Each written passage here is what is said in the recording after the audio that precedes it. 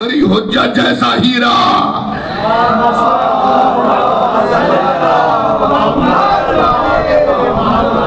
ہیرے کو چھوڑ دیا،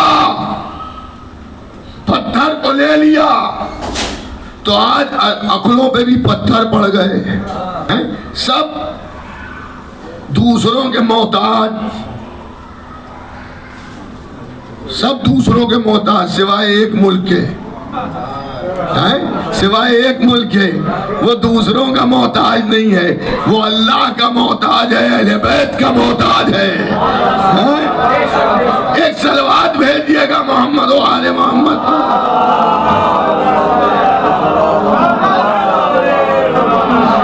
تو اسلام کو صحیح استعمال کرنا یہ مسلمان کا پہلا فریضہ ہے۔ آج بھی اگر مسلمان صحیح اسلام کو استعمال کرے اور اسلام کے قانون پر عمل کرے اور جو کچھ اللہ اس کے رسول نے بتایا ہے اسے مان لے، تو آج بھی مسلمان دنیا پر حکومت کرے گا۔ آپ کو معلوم ہے کہ جو بنی اسرائیل تھے، جن کے نبی حضرت موسیٰ تھے، ان کی زندگی کو آپ دیکھیے تو آپ کی سمجھ میں آ جائے گا کہ اللہ نے بڑی نعمتیں ان پر نازل کی، اور اس کے بعد جب ایک شہر میں داخل ہونے کا حکم دیا تو اللہ نے حکم دیا اس شہر میں جب داخل ہونا تو سجدہ کرنا اور ہتا ہتا کہہ کے داخل ہونا، اللہ تمہیں ساری دنیا پہ حکومت دے گا۔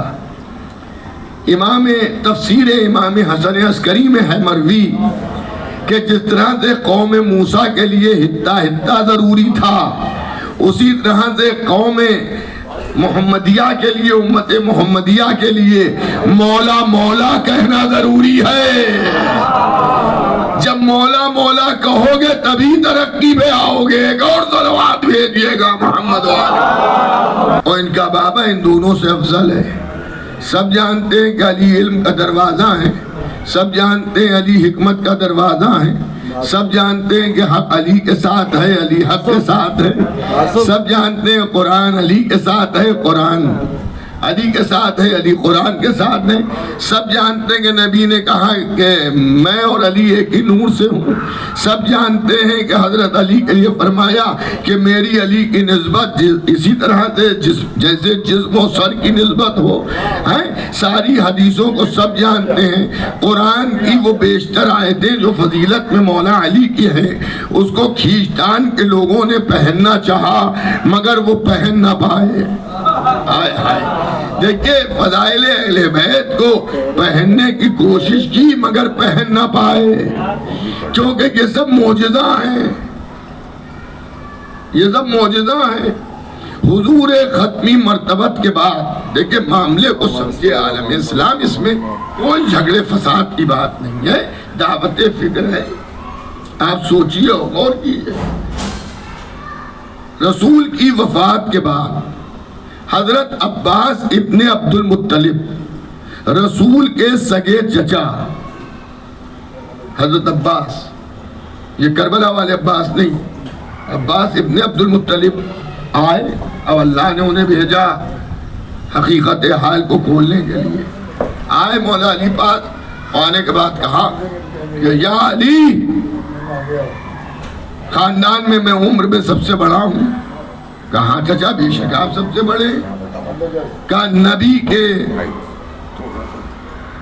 جو تبرکات ہیں ان کو رکھنے کا مجھے حق ہے۔ میں نبی کے تبرکات تھے، وہ بیٹی آئی اور آنے کے بعد مولا علی نے اس میں سے تبرکات نکالے، امامہ نکالا ان کے سر پہ رکھا، ردا نکالی ان کے دوست پہ ڈالی، عصا نکالا ان کے ہاتھ میں دیا، تلوار نکالی ان کے زانوں پہ رکھی، نالین نکالی ان کے سامنے رکھی، کہا چچا پہنیے، انہوں نے پہن لی۔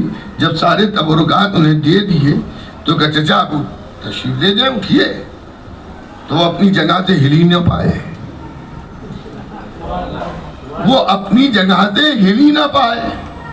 تو کہا چچا آپ کو میں نے سب دے دیا، آپ تشریف لے جائیں۔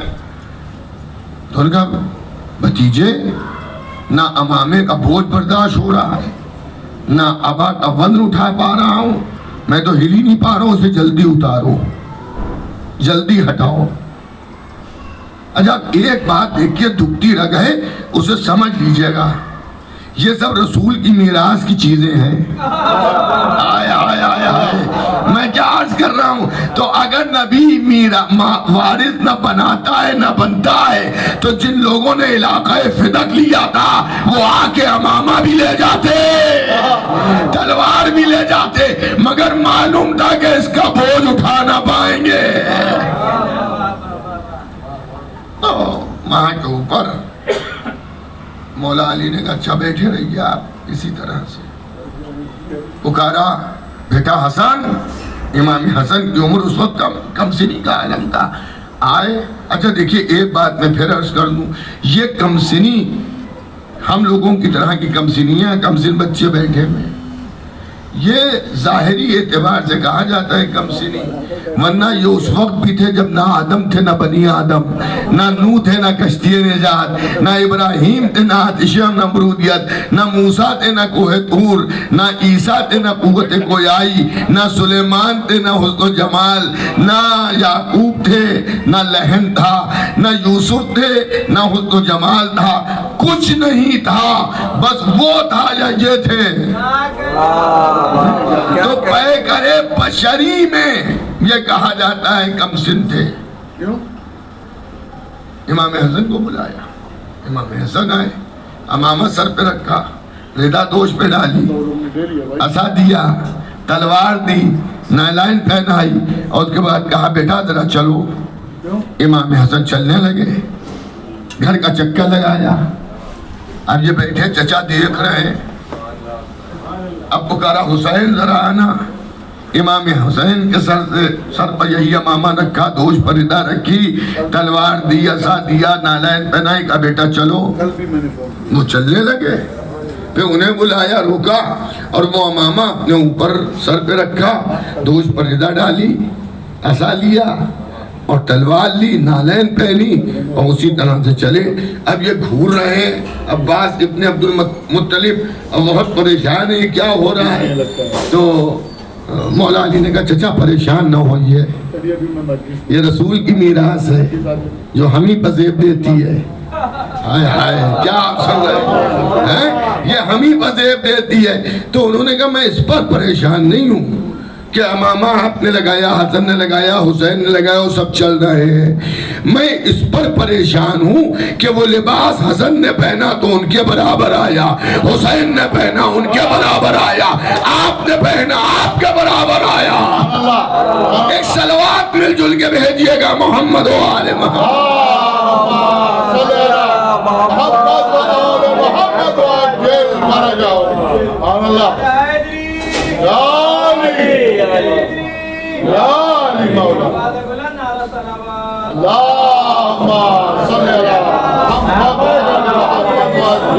آپ اس چیز کو دیکھیے کہ منصبی اعتبار سے کون صحیح ہے، کس کے لیے سب زیب دے رہا ہے۔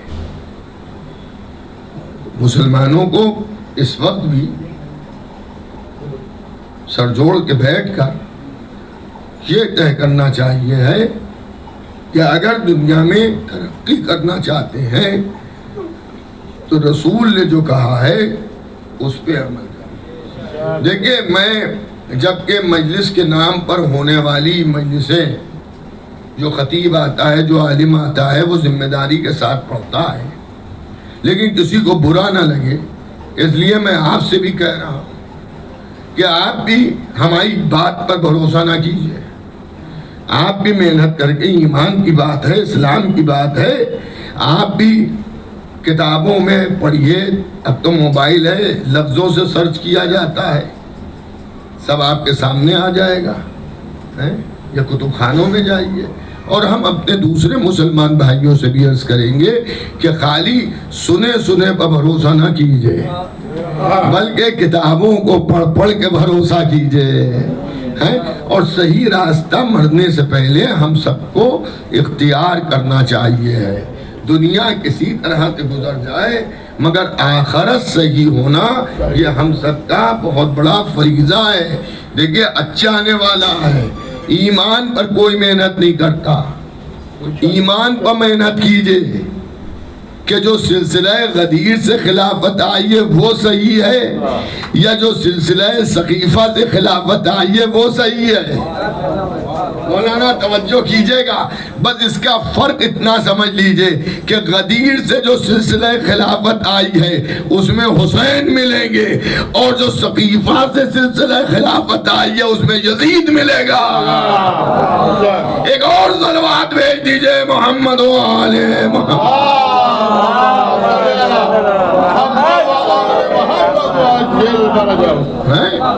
ہر چیز کو سمجھنا چاہیے، دیکھنا چاہیے. مسجد میں پیش امام بھی اگر رکھے جائیں اور آپ کے سامنے 2-4 پیش امام ہوں تو آپ کوشش کریے گا کہ اس میں سب سے اچھا جو ہو. اچھا ہمیں تو اتنا سکھایا گیا ہے کہ سب سے اچھے کو چنو مذہب میں، کہ ہمارے یہاں اس وقت بھی دنیا شیعت میں 400-500 صاحب عملیہ مجتہدین ہوں گے. آپ ایران عراق جائیے، وہاں دریافت کیجئے تو بہت سے ایسے ملیں گے جو صاحب رسالہ ہیں، لیکن سب کی تقلید نہیں ہوتی ہے. ہمارے یہاں تقلید میں ہے عالم دورہ. ان 400-500 میں جو سب سے زیادہ علم رکھنے والا ہو، کیونکہ ہمیں شروع سے یہی پڑھایا گیا ہے کہ رسول کے بعد جسے مانو وہ سب سے بہتر ہو، نیابت امام میں جسے مانو وہ بھی سب سے بہتر ہو. ایک اور صلوات بھیجئے محمد و آل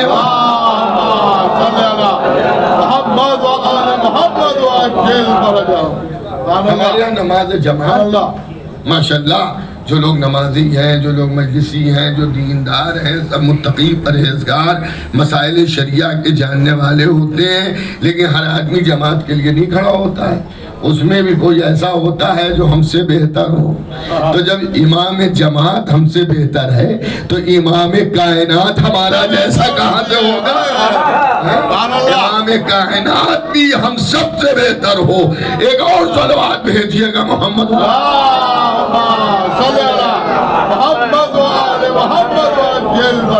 اب غور کیجئے اور اسے ملاحظہ فرمائیے کہ ہم مولا علی کو مانتے ہیں. بھائی کوئی غلطی نہیں کرتے، کوئی گناہ نہیں کرتے، ہم کسی کو برا بھی نہیں کہتے. ہم کسی کو اب آپ کہہ رہے ہیں کہ آپ برا کہہ رہے ہیں.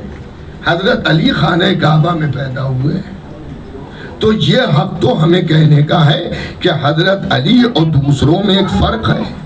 حضرت علی کو کرم اللہ وجہہ اس لیے کہا جاتا ہے کہ اس کے لیے سارے علماء اسلام اس پر متحد ہیں کہ علی کا سر کبھی غیر اللہ کے سامنے جھکا نہیں ہے.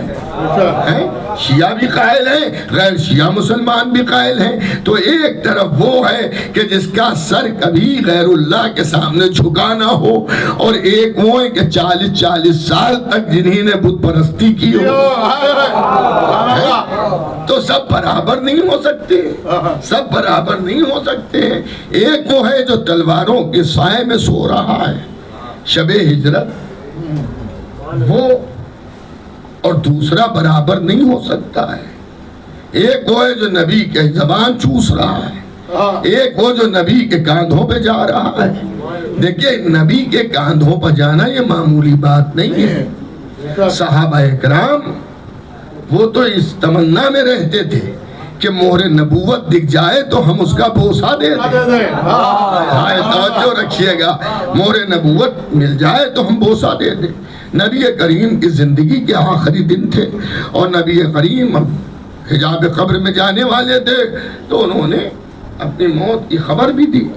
تو ایک دن نبی تقریر کر رہے ہیں، صحابہ اکرام بیٹھے ہوئے کہ دیکھو میں جانے والا ہوں، کہ کسی کا حق میرے اوپر ہو تو بیان کرو، میں مرنے سے پہلے اسے ادا کر دوں. یہ ہمارے لیے نصیحت تھی کہ جب ضعیف ہو جاؤ اور خدا نہ کرے کسی ایسے مرض میں ہو کہ موت یقین ہو جائے تو پہلا کام یہ کرو کہ لوگوں کے معاملات کو درست کر لو. کسی کو کوئی بات بری لگی اس سے معافی مانگ لو، اسے معاف کر دینا چاہیے. کسی کے مقروض ہو تو یا تو قرضہ ادا کر دو یا اس سے کہو بھئی ہمیں معاف کر دیجئے، مرنے سے پہلے اپنے معاملات کو صحیح کر لو۔ تو نبی یہ سمجھا رہے تھے کہ ایک شخص کھڑا ہوا صحابیوں میں سے اور اس نے کہا کہ اللہ کے رسول میرا حق ہے۔ کہ کیا حق ہے؟ کہ ایک دن آپ ناقہ ہاک رہے تھے اور وہ ناقے کو جو چابک مارا تو میرے لگ گیا تازیانہ، یہ حق ہے میرا۔ مطلب یہ تھا کہ میں بھی ایک تازیانہ آپ کے ماروں گا۔ تو نبی کریم نے تازیانہ منگایا، اس کے ہاتھ میں دیا، کہا مار دے۔ اس نے کہا یا رسول اللہ جب آپ کا ہاتھ سے تازیانہ لگا تھا تو اس وقت میں کرتا نہیں پہنے تھا، پیٹھ کھولی ہوئی تھی، آپ بھی اپنی پیٹھ کھولی۔ نبی نے اپنے کرتے کو اونچا کیا، پیٹھ کھولی، کہا مار۔ جیسے نبی کی پیٹھ کھولی مہر نبوت دکھی، اس نے فوراً تازیانہ پھینکا، دوڑا اور مہر نبوت کو بوسے دیے۔ کہ اللہ کے نبی یہ سب تو ہم نے اسی لیے بنائی تھی بات کہ مہر نبوت کی زیارت ہو جائے اور اس کے بوسے ہم دے دیں۔ اس نے اپنے ہونٹ مہر نبوت پر رکھ دیے۔ دیکھیے اہل بیت اور صحابہ میں فرق سمجھیے۔ صحابی کی معراج یہ ہے کہ وہ مہر نبوت تک اپنے ہونٹ لے جائے۔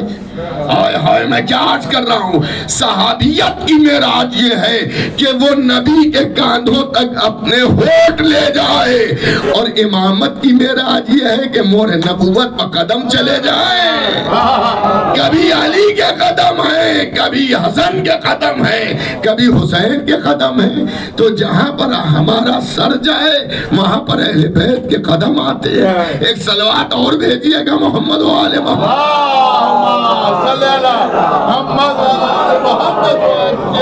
تو عزیزان گرامی معاملہ یہ ہے کہ ہمیں سب کو اس چیز کے اوپر غور و فکر کرنا چاہیے اور اس معاملے کو غور سے سمجھنا چاہیے۔ اللہ نے عقل دی ہے، ہم بھی اپنے مجمع سے کہہ رہے ہیں، خالی ہماری تقریر پر آپ یقین نہ کیجئے، اللہ نے آپ کو صاحب عقل بنایا ہے۔ آپ عقل سے سوچئے جو میں کہہ رہا ہوں وہ غلط ہے یا صحیح ہے،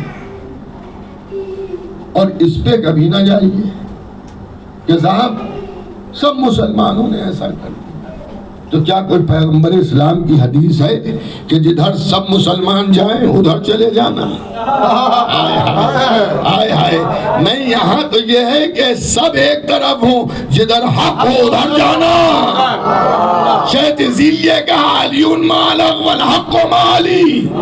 اب یہ بھی سمجھ لیجئے خالی اتنی حدیث نہیں ہے کہ حق علی کے ساتھ، علی حق کے ساتھ، بلکہ دعا میں یہ بھی فرمایا کہ اللہم ادر الحق حیث مدار علی، پروردگار حق کو ادھر ادھر موڑنا جدھر جدھر علی موڑے، یعنی آگے علی چلیں گے حق ان کے پیچھے چلے گا۔ اب جدھر علی ہوں گے ادھر حق ہے۔ ایک اور صلوات بھیجیے گا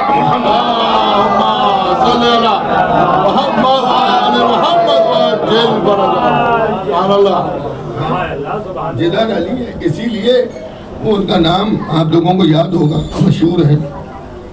وہ جو انجینئر صاحب ہیں پاکستان کے، محمد علی صاحب سے کسی نے پوچھا، محمد علی انجینئر صاحب سے، کہ دیکھیں ہمیں تو سب یہ معلوم ہے اور ہر بچے کو معلوم ہے، لیکن وہ فرما رہے ہیں مجھے بتائیے جنگ جمل اور جنگ صفین میں حق پہ کون تھا؟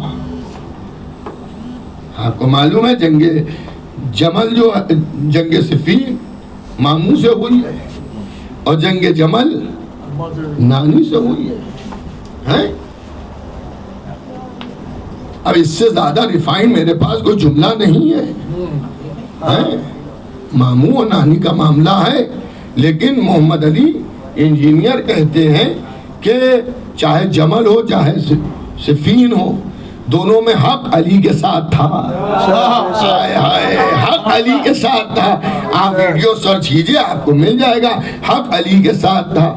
اب ہم یہی تو کہتے ہیں، خالی ہم یہ نہیں کہتے حق علی کے ساتھ تھا، جو بھی علی کے مقابلے آئے گا وہ باطل ہوگا۔ اگر اللہ نے اس کے رسول نے باطل پرستی کا حکم دیا ہے تو جدھر دل چاہے جائیے، اور اگر حق پر قائم رہنے کا حکم دیا ہے تو علی کے ساتھ آ جائیے۔ ایک اور صلوات بھیجیے گا محمد۔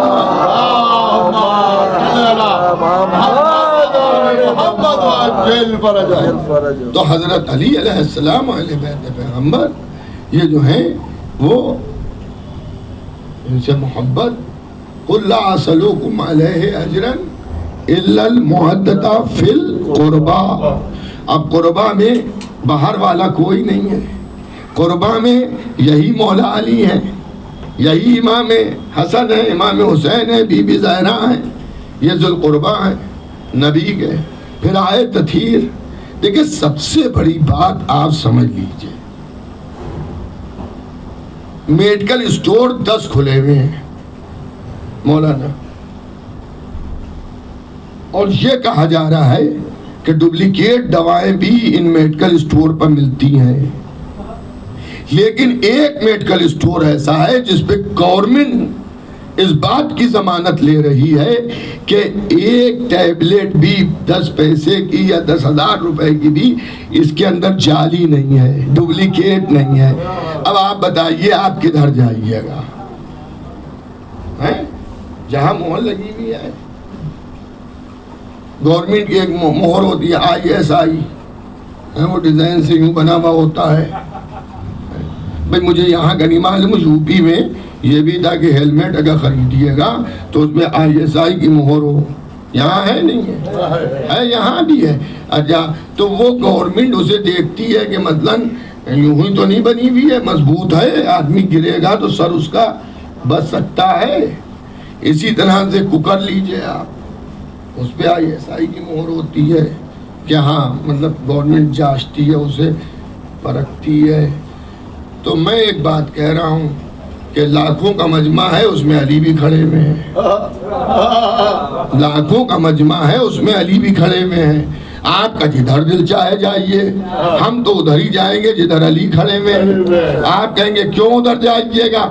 ہم اس لیے ادھر جائیں گے کہ ان کے ساتھ آیت تطہیر لگی ہوئی ہے جو یہ کہہ رہی ہے کہ ان سے نجاست دور ہے، رزق دور ہے، کسی بھی طرح کا عیب ان میں نہیں ہے۔ وہ علی ہے، فاطمہ ہے، حسن ہے، حسین ہے۔ ایک اور صلوات بھیجیے گا محمد والے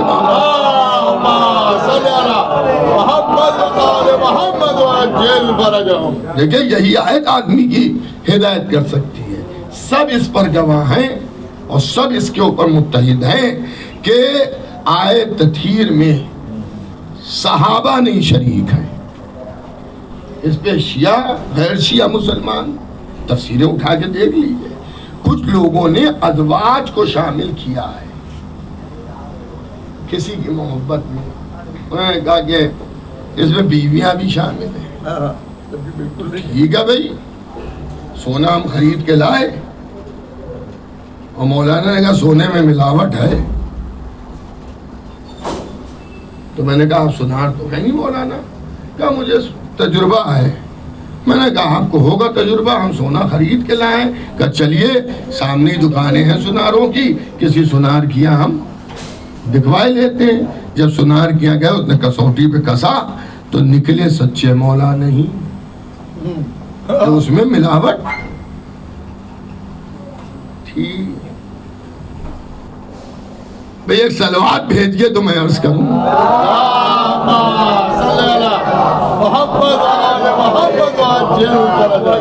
ہم اس میں جھگڑا نہیں کرتے ہیں، آپ کہتے ہیں کہ ازواج پیغمبر بھی شامل تھی اس میں، ہم کہتے ہیں ٹھیک ہے ازواج پیغمبر بھی ہوں گی شامل، مانے لیتے ہیں ہم، مگر ذرا کسوٹی پہ کسیے تو۔ آیت تطہیر کا مطلب کیا ہے؟ جن کے لیے آیت تطہیر آئی ہے ان سے غلطی کا امکان نہیں ہے، یعنی وہ ہمیشہ حق پہ رہیں گے، حق ان کے ساتھ رہے گا۔ تو ایک طرف آپ شامل بھی کر رہے ہیں اور دوسری طرف یہ کہہ رہے ہیں کہ جب یہ علی سے ٹکرائے تو حق علی کے ساتھ ہے۔ اگر آئے تطہیر ان کے ساتھ ہوتی تو کبھی یہ باطل پر نہ ہوتے نہ ہوتی. ایک صلوات اور بھیجیے. اللہم صلی علی محمد و آل محمد وعجل فرجہ. تو عزیزان گرامی، برادران ایمانی، ذرا سا عقل کا استعمال کیجیے. آپ عقل کا استعمال کیجیے. ابھی کوئی یہ کہے کہ جعفر عباس مجلس پڑھنے آئے تھے، صاحب ان کو اتنی موٹی موٹی نوٹوں کی گڈیاں دی گئیں، کم سے کم 2 کروڑ روپے انہیں نے اپنی جیبوں میں رکھ لیے. اب تو جیبوں کی کیپیسٹی تو دیکھیے، 2 کروڑ کے نوٹ آ بھی پائیں گے نہیں. اب تو 2000 کا نوٹ بھی بند ہے، 500 کے نوٹ ہیں. 500 کے نوٹ، یہ 2 کروڑ میری جیب میں آ بھی پائیں گے؟ یا آپ نے کہا آپ کو معلوم ہے بڑے ہوشیار ہیں، امامے کے نیچے 1 کروڑ روپے رکھ لیتے. تو بھیا امامے کے نیچے اتنی جگہ بھی ہے کہ 2 کروڑ روپے آ جائیں. تو آپ اہل بیت میں داخل کر رہے ہیں لوگوں کو، تو اتنی صلاحیت بھی ہے. اہل بیت محمد ہونا اور ہے، اہل بیت نبوت ہونا اور ہے. عام اہل بیت اور ہیں، اطرت والے اہل بیت اور ہیں. ایک اور صلوات بھیجیے گا محمد و آل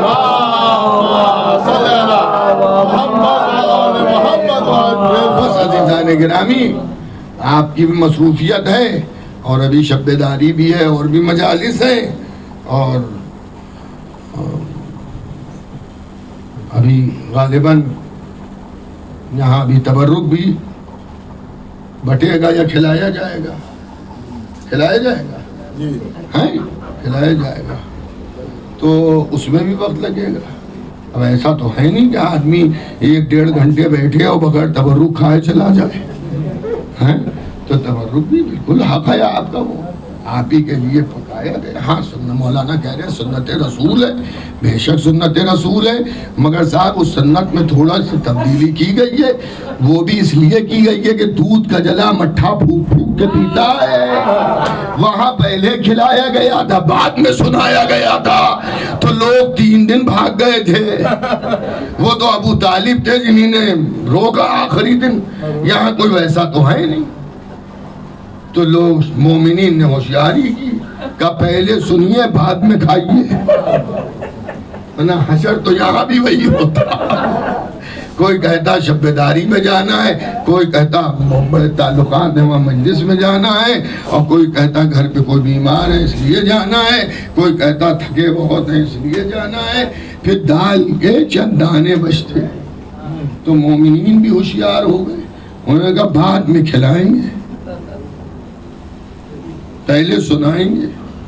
خیر یہ تو ایک مزاحیہ جملہ ہے.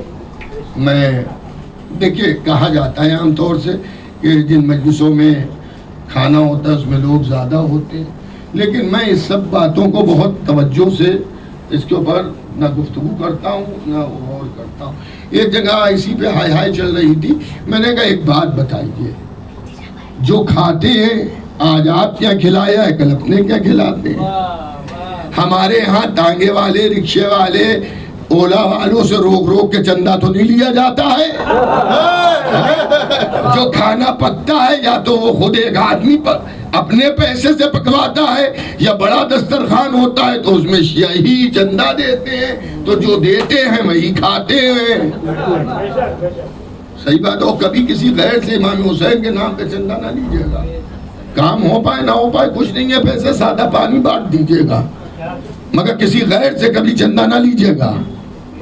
یہ میرا اپنا نظریہ ہے. نام حسین پر حسین کے عزاداری ہی سے آپ لیجئے، اور حسین کے عزادار کو یہ ہونا چاہیے کہ جو چندہ لینے ہیں اسے بھیک کی طرح سے چندہ نہ دیجئے کہ وہ گڑ گڑا رہا ہے، فریاد سنا رہا ہے. جو دے، اور لینے والا بھی زبردستی نہ کرے، جو دے وہ لے لیجئے. دیکھیں اس سب کے پیچھے سپورٹ ہے امام حسین. میں آپ کو بتا دوں میری زندگی جو ہے پوری تجرباتی زندگی میں عرض کر رہا ہوں امام حسین کا سپورٹ ہے. اور ہر مشکل میں امام حسینی کی طرف سے ہمیں مدد ملتی ہے. اب یہ ضروری نہیں ہے کہ امام حسین خدا کے کریں مدد، اپنے عزاداروں کے ذریعے مدد کراتے ہیں، اپنے چاہنے والوں کے ذریعے مدد کراتے ہیں. تو سب مدد کا ایک واقعہ میں سنا دوں اور اسی پر ربط مسائب اور مجلس تمام ہے، مگر ایک صلوات بھیج دیجئے اور محمد